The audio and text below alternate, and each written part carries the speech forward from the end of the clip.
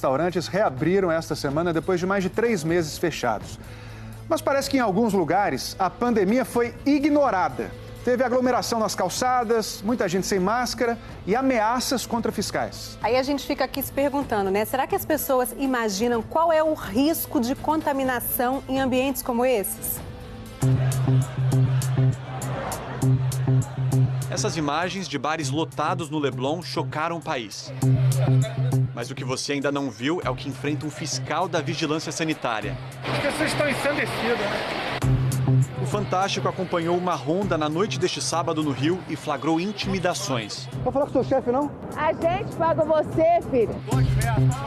Os fiscais dizem que este bar não seguiu regras de higiene e distanciamento. E este homem, que se identificou como cliente, decidiu tirar satisfação. Olha só, Triana, eu quero saber como você mediu as pessoas. Cidadão não, engenheiro civil, formado, melhor do que você. As pessoas foram extremamente agressivas, foram arredias. Mais uma vez, nossa equipe foi ameaçada. Nós estamos aqui para proteger vidas. Em outro bar, na noite de sexta, mas tiveram que ir. Este e outros 4 bares e restaurantes foram interditados entre quinta e sábado. 56 foram multados. Ontem à noite, ninguém se intimidou com as novas regras em Campo Grande, na Zona Oeste. Irmão, acabou o vírus, cara. Tem vírus mais não. Alguns clientes se excederam de fato e a gente é contra qualquer tipo de aglomeração que gere riscos. Portanto, é importante esse equilíbrio entre a consciência da população para que respeitem as regras e também o funcionamento dos estabelecimentos. Mas o que, de fato, torna um bar tão perigoso durante uma pandemia? Para entender todos esses detalhes, a gente vai construir agora, aqui neste espaço, um cenário virtual. Um bar. Isso, legal. Vamos colocar uma musiquinha ambiente para ficar bem a cara de bar. Isso. Diminui um pouco a iluminação. Legal, para criar um climinha. Com as novas regras, no caso do Rio de Janeiro, na parte interna, só metade das mesas. E elas precisam estar numa distância de pelo menos 2 metros entre elas. As máscaras, obrigatórias para todo mundo. Clientes, funcionários, só pode tirá-las na hora da refeição. Esse aqui seria um cenário autorizado pela Prefeitura do Rio. Mas, em muitos casos, o que aconteceu foi isso aqui. Uma grande aglomeração.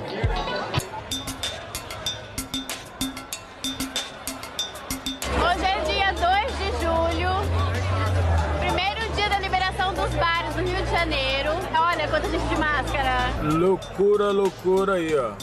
Carnaval no Leblon.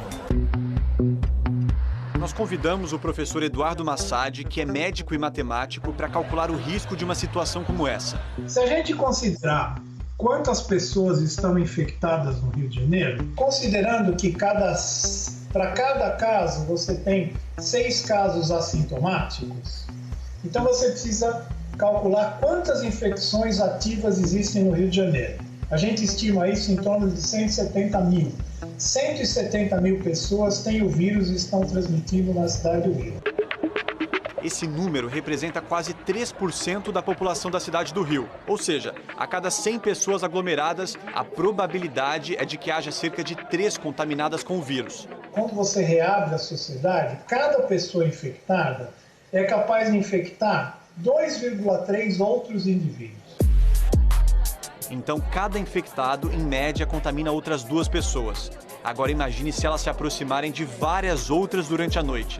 Basta essa pessoa conversar com outra numa distância menor de 1 metro sem máscara. É o suficiente para contaminar. E é assim que o vírus vem se espalhando no Brasil e no mundo como um todo. A maior transmissão é sempre de pessoa a pessoa. Então, você tá no bar, você vai tirar a máscara porque você vai se alimentar, você vai conversar, você vai falar alto porque tem muito barulho. Então, você vai estar o tempo todo emitindo partículas virais nas gotículas que a gente emite quando fala alto, quando tosse. Esse vídeo da Universidade Nacional de Singapura mostra que mesmo com um tom normal de voz, a 1 metro de distância, uma pessoa já pode invadir com o fluxo de ar o espaço respiratório do outro. Tem trabalhos que mostram que as gotículas ficam em aerosol por até 3 horas. Imagina que esse é o tempo mais ou menos que você vai passar no bar. A ciência aponta que essas gotículas que ficam suspensas são as principais responsáveis pela transmissão do coronavírus. Mas é importante ficar atento às superfícies, que podem estar contaminadas com essas gotículas. Olha o teste que uma TV japonesa fez no restaurante. Uma tinta fluorescente é colocada na mão de um único participante, que representa uma amostra contaminada pelo vírus. Depois todos se servem como num restaurante aquilo, o que não é recomendado nesses tempos de pandemia. Pronto, em meia hora a tinta se espalha por vários lugares. É um experimento bem ilustrativo, porque ele, por mais que seja uma tinta e não realmente o que acontece exatamente com um vírus, com uma bactéria, ele mostra como que a gente pode se contaminar. As pessoas compartilham os talheres de servir, as maçanetas das portas, as mesas, guardanapos. Então ele mostra como é fácil a gente se contaminar pelas mãos.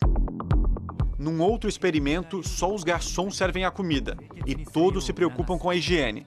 Apenas uma pessoa ficou manchada.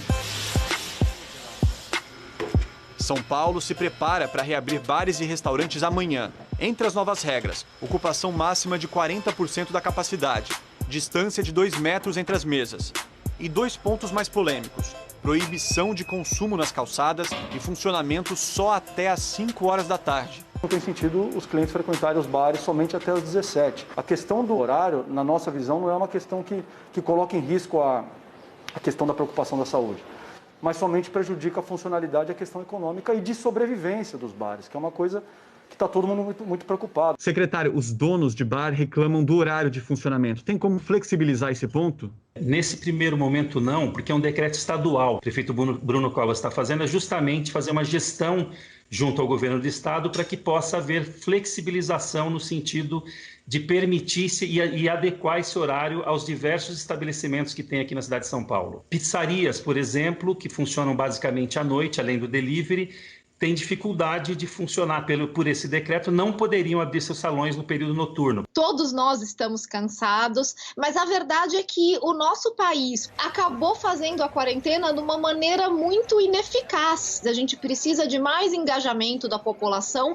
para realmente conseguir diminuir a transmissão da doença até um nível seguro para poder reabrir. Se cada um puder usufruir do seu momento de lazer com a sua família, cumprindo as regras de higiene e de afastamento, nós podemos vencer essa pandemia.